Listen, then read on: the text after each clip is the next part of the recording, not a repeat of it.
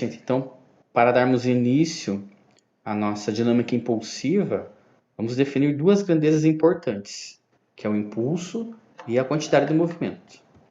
Então, primeiro, o impulso de uma força constante. Então, nós temos aqui um objeto de massa qualquer e vamos aplicar uma força nesse objeto de um tempo t0 até um tempo t. Aí o que acontece?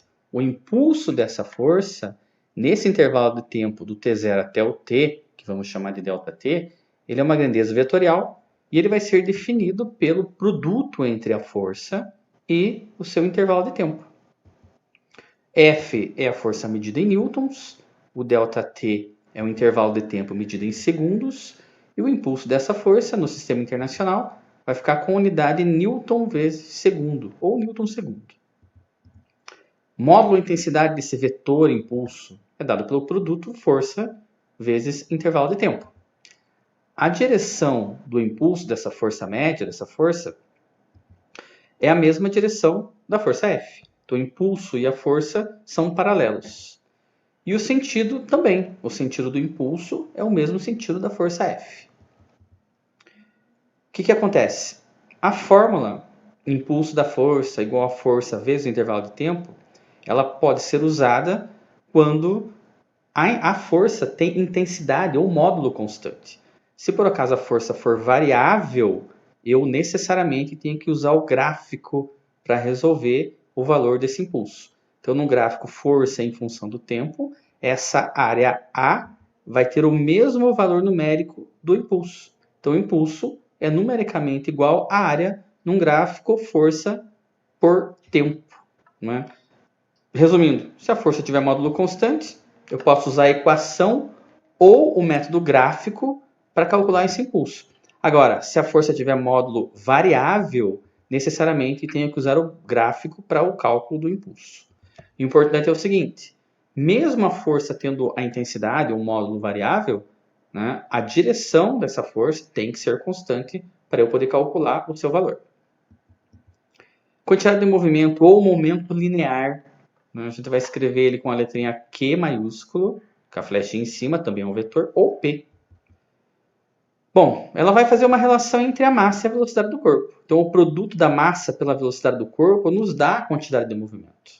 Então, necessariamente, essa quantidade de movimento envolve o deslocamento desse corpo, o movimento em relação a algum referencial.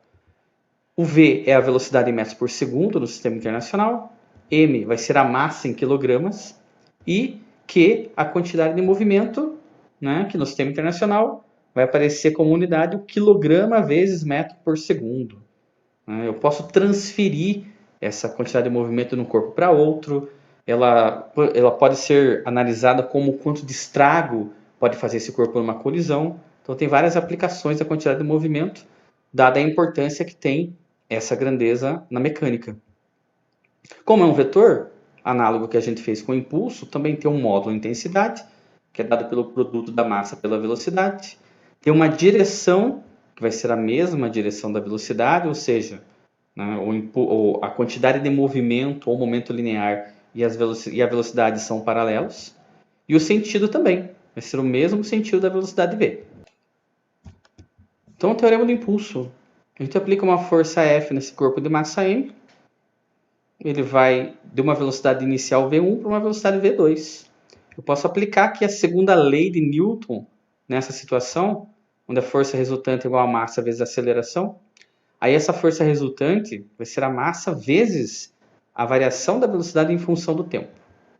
Então a força resultante vezes o intervalo de tempo, que estava dividindo, a gente vai passar multiplicando, igual a massa vezes um ΔV, que é a variação da velocidade. E eu posso escrever essa variação de velocidade como sendo V2 menos V1, que é a velocidade final menos a inicial, e multiplicar a massa dentro do parênteses. Olha o que apareceu aqui, ó. A força resultante vezes o tempo, que é o impulso dessa força resultante, força vezes tempo, é igual a m vezes velocidade final, que é a quantidade de movimento, m vezes v final, menos m vezes a velocidade inicial, que é a quantidade de movimento inicial, massa vezes velocidade inicial. Então, traduzindo, o impulso e a quantidade de movimento são relacionados pelo teorema do impulso da seguinte forma. o impulso da força resultante, né, exercido sobre um corpo durante um certo tempo, ele vai ser igual à variação da quantidade de movimento desse corpo no mesmo intervalo de tempo. Certo? Essa é a relação entre a força, o impulso de uma força e a quantidade de movimento. Voltando um pouco na equação, vamos analisar isso aqui. Ó.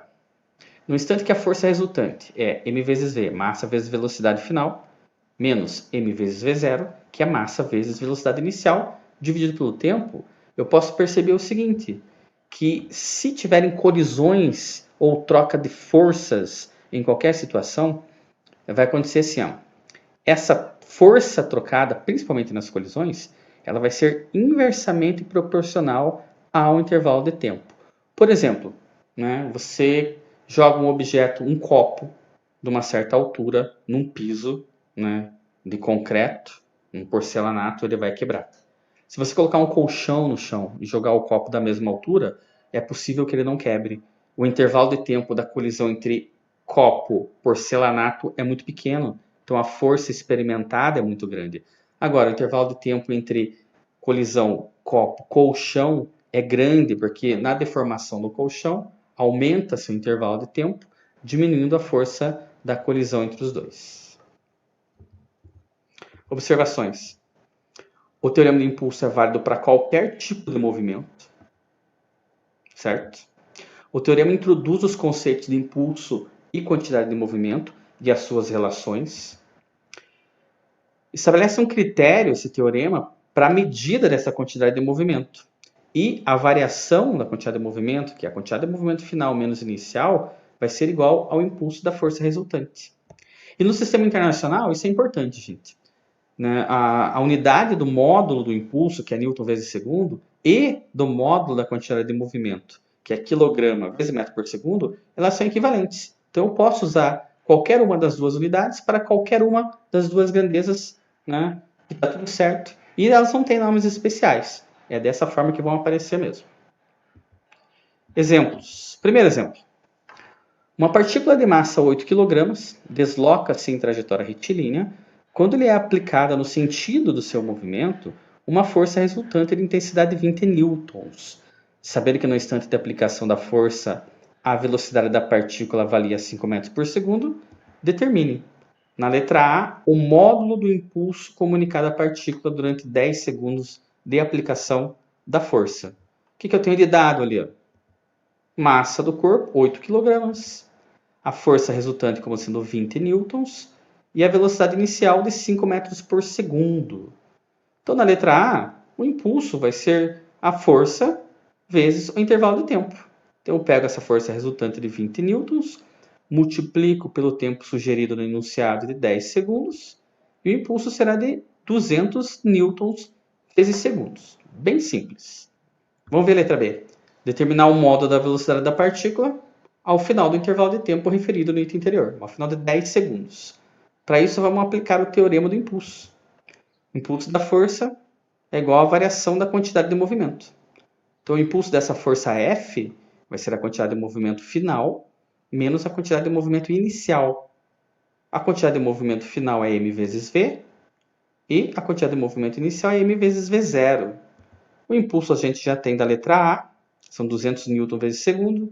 A massa 8 kg, então fica 8 vezes velocidade final menos 8 vezes 5, que é a velocidade inicial. Né? 8 vezes 5 dá 40. Já passo esse 40 positivo para o outro lado. 240 é igual a 8 vezes V. Passo 8 dividindo. 240 por 8 vai dar a velocidade final de 30 metros por segundo. Ou seja, ao final de 10 segundos, sob a ação daquela força F, a velocidade desse corpo passará a ser 30 metros por segundo. Próximo exemplo. Olimpíada Brasileira de Física. Sobre um corpo de massa 3 kg, movendo-se a 5 metros por segundo, age uma força de maneira que, após 10 segundos, sua velocidade tem o valor de 2 metros por segundo no sentido oposto ao inicial. Isso é importante observar.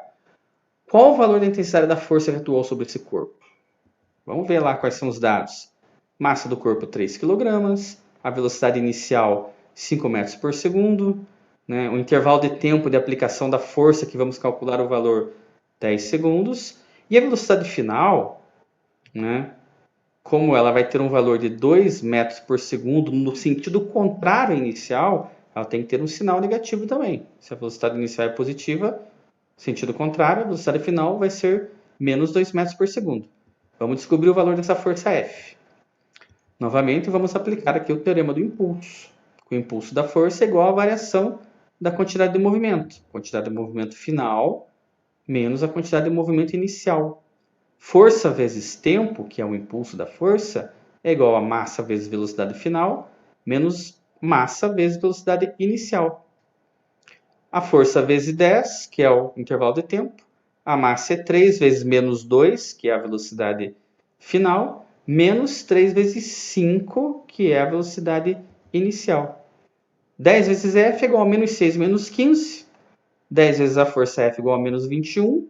E essa força F será de 2,1 newtons. O sinal negativo indica que a força, assim como a velocidade final, tem sentido contrário à velocidade inicial. Valeu, gente. Até mais.